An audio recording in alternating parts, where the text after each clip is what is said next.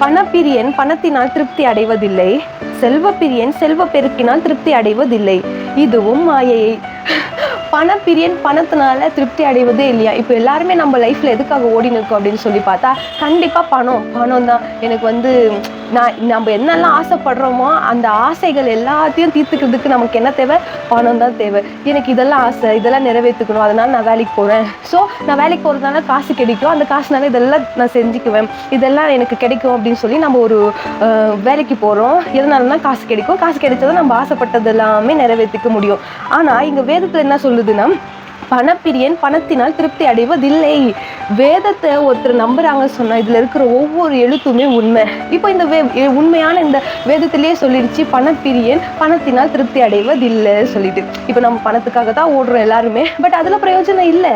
So அப்படியே கண்டினியூஸா என்ன சொல்ல வர்றாருன்னா, செல்வ பிரியன் செல்வ பெருக்கினால் திருப்தி அடைவதில்லை, இதுவும் மாயையே.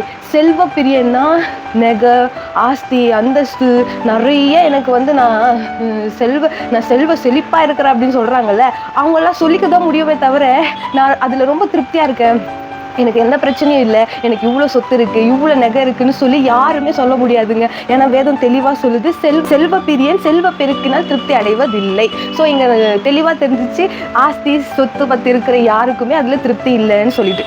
இப்போ சொல்லுங்க, பணம் அதிகமாக சம்பாதிக்கிறான்னு சொல்லி அவன் மேலே பொறாமப்படுறீங்க இல்லையா?